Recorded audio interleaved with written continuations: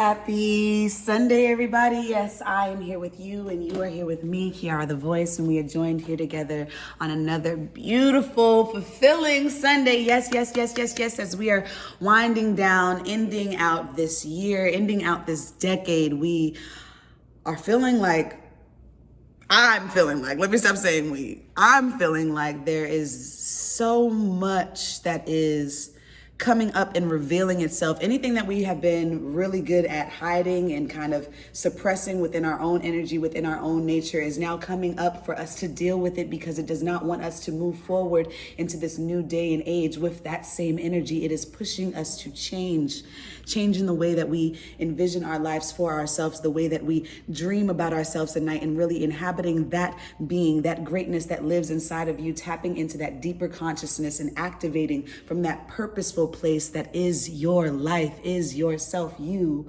have purpose. I have purpose. We have purpose. And it is up to us to activate and walk in that purpose so that we can attract and bring in all of the things that are necessary for our life, so that we feel like we are moving in alignment divinely with our spirit.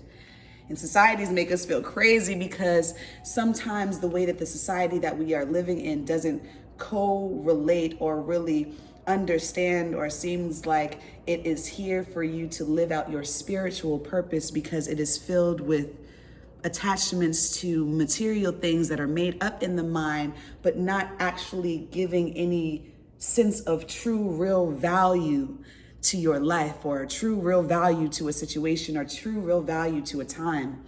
So this rising, before I decided to get into my Sunday video, I really wanted to pull some cards for myself, because there has been just so much shift, so much love, so much joy this past week. I was tested. I was tested on my ability to choose me rather than choose the money. And both experiences would have been amazing to be a part of. This one opportunity that I had to work at a retreat and really provide my services and be able to create the environment of love and energy and open up a conversation with some women that I have yet to meet and yet to experience, was something that, or is something that I can't wait to continuously do and be a part of. At the same time, I was asked to join a table talk with Elise Neal, and speaking about confidence, right? And something that I always talk about, which is accepting yourself, and which is being good and comfortable in the skin you in. And if you have been joining me for a while, you know that it's an ongoing journey for me, and it's an ongoing journey for you, and it's an ongoing journey that we are both recognizing in one another, and we're supporting each other in this change, in this shift. So I had some options to choose from. I had to either accept my ability to now share my voice, share my love, and share my insight on a platform that would reach so many more people that I have yet to come across, but that would help open up a mindset in at least one other person's mind that gets them unstuck from the situation, from the societal grip that life has on them right now, and open up their imagination so that they can begin to live the life in which they have been seeing and feeling is innately deserving of this time here and now. And so I chose me. I chose me, and in that time I was feeling bad and also trying to figure out still how I could be able to be for both. But during the conversation, I had mentioned making sure that you are holding your own hand throughout this process. And I believe that older generations a lot look at our generation and feel like we always are looking for a handout. We just want to be given that next thing. We want to be given a good experience. We want to be moved into the next chapter without doing any work. And I'm now understanding that as we have to be able to be the ones that are helping and pulling ourselves out of the rut. And when we start doing that work, when we start really focusing in on what it is that we innately need to change, release, and come out of trauma that keeps us stuck, then we are able to move forward and fluidly in this universe and receive abundantly all of the resources that we need in order to become what we need to become. So we're picking cards, right? This is one of my favorite decks, the Earth Warriors Oracle, and this is what I picked from today. This was the second card that I had chosen, and so that's my present card, what I'm working on right now. And I believe that you pronounce this Shaska, and it's the Star of Venus. I'm gonna read you this whole card today because it really hit me hard, and it helped me understand a lot of what I'm feeling, and reading this card will help me be able to communicate more what that energy is that we're all working with and that we're all dealing with. So this is Shaska, Star of Venus. I hope this applies for you, and I can't wait to hear back in my comments and my DMs, and however way you want to reach out to me. You can email me and just talk about what this or how this resonated with you. Shaska, Star of Venus, supports an inner shift to higher consciousness. Whether or not you considered yourself to be financially skillful, part of your sacred power and purpose includes the healing of economic and financial matters in your own life and the world. You are meant to experience abundance, creating and sharing prosperity from a place of inner spiritual security. A healing liberation from poverty consciousness allows the universe to work through you more easily without the obstruction of negative conditioning. Inner reading. Financial healing is indicated. Let go of fear and trust unconditionally that the universe is supporting you. What brings you a sense of joy, purpose, and passionate devotion? Focus on that. Believe in your ability to thrive by being and expressing your authentic self. Notice how you relax into flow and more easily attract what you need. When you acknowledge that the universe wants you to flourish through being you, focus on putting your beautiful beliefs out into the world, not in consuming the negativity or fear of others. Give your spirit abundantly. Give your spirit abundantly. That resonated like, whew. Give your spirit abundantly. Nothing is beyond the reach of divine assistance. Trust in this, and you can fulfill your purpose of being a positive influence in the world. Spiritual guidance. The Oracle of Shaska is the Oracle of Venus, the morning and evening star. She heralds the transition into a new reality of higher consciousness and healed experience regarding money, financial power, and resources. This oracle guides you to give up false shame of not having enough or guilt for having too much. Your true worth is a matter of soul and has nothing to do with material things. As you relax and acknowledge the love of the universe has for you, your material reality will unfold with grace and divine support. Place your sense of security not in the amount of money you have, but in the unconditional love and endless generosity that the universe wishes to share with you. Trust that the universe will provide you with all you need to fully live your life. When you are given something, accept it and consult your own heart for how you might share this resource with wisdom. Give yourself permission to stop making financial matters an issue in your own mind. Trust that the universe knows what it is doing and all matters can be resolved according to a loving higher intelligence. You have to love yourself at that highest level of yourself so that you can receive all of those things you deserve at that level, but you have to know that to be your existence. Now you have to value yourself so much. We'll get into that. Let me not go into my tangent. Let me go back on here.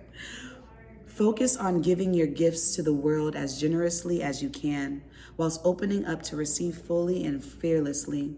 As a sacred change maker, you are asked to broaden your definition of currency from pertaining only to money to include that which has meaning for you at a soul level. How are you valued at a soul level? This may include integrity, authenticity, relationship, consciousness, and community. In your relationship with yourself and others, how might you express such a currency of the soul?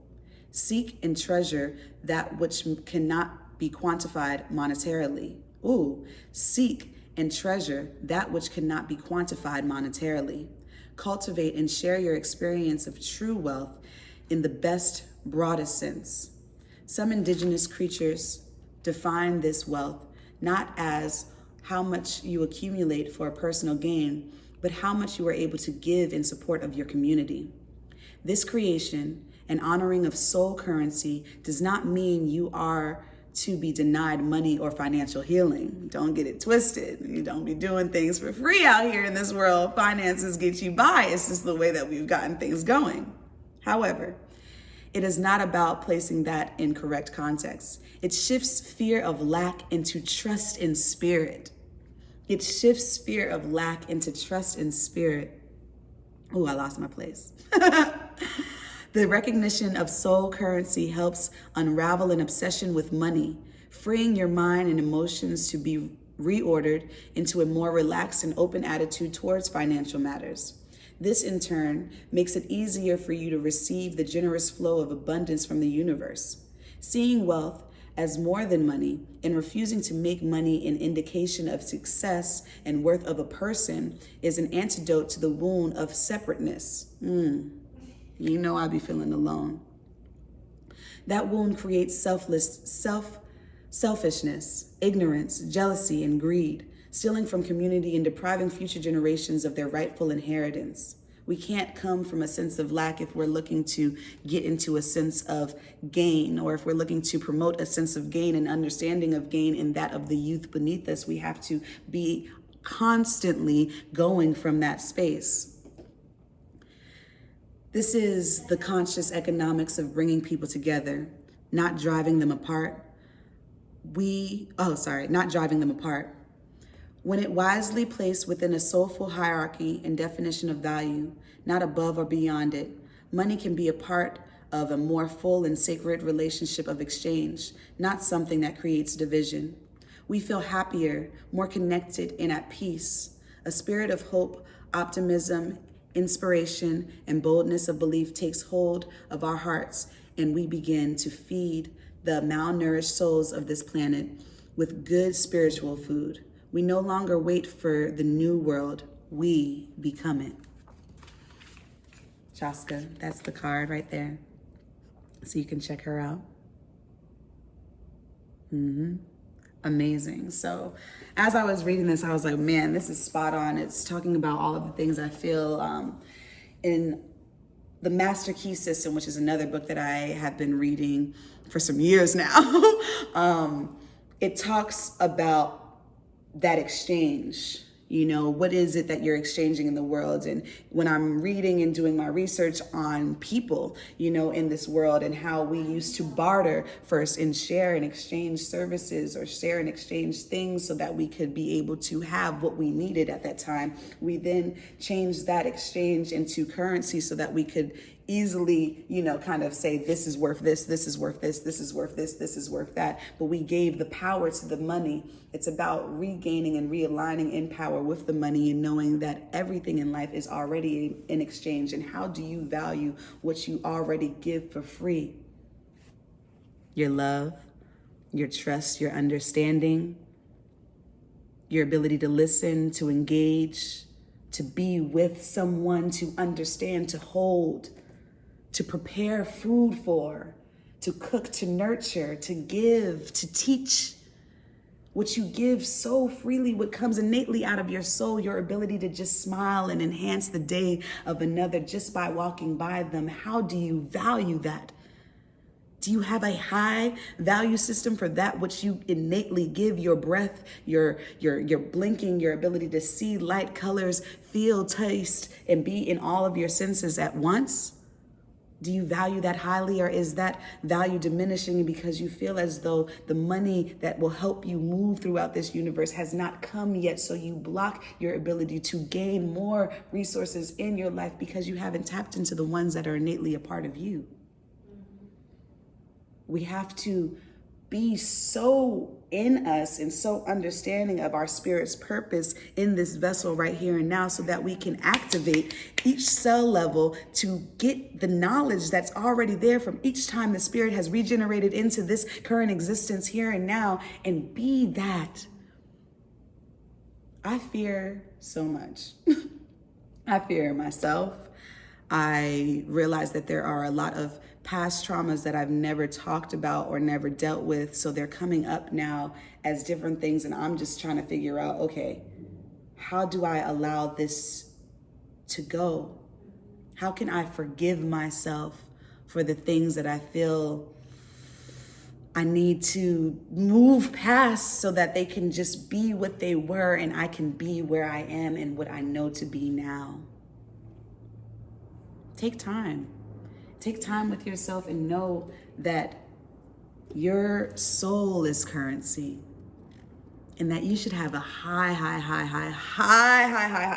sense of value for that because it's yours. It's yours. And you have the ability to shape it, to grow it, to mold it, and to intensify its magnetic pull of all that is necessary in your life. You got it. We got it. We are here, man. And I wrote down earlier, I said, I've been exchanging soul currency and not understanding its value. And so I really want us to just, for this week, think about our soul currency and understanding that value and placing ourselves at the highest level because we are that, and allowing ourselves to release our attachments to how we think things were and trust in what we know and feel is right. That intuition is so good. It's so good. It's so good. So we have to tap into what that is and allow ourselves to live through that lens. This third eye right here, we got to be living through this lens right here. What is this eye seeing? What is it showing you daily? What is it making you feel? Tap in and all other feelings let go aside. You got it. I love you. I appreciate you. You mean the world, the moon, the stars, and the entire Milky Way galaxy to me. And until next time.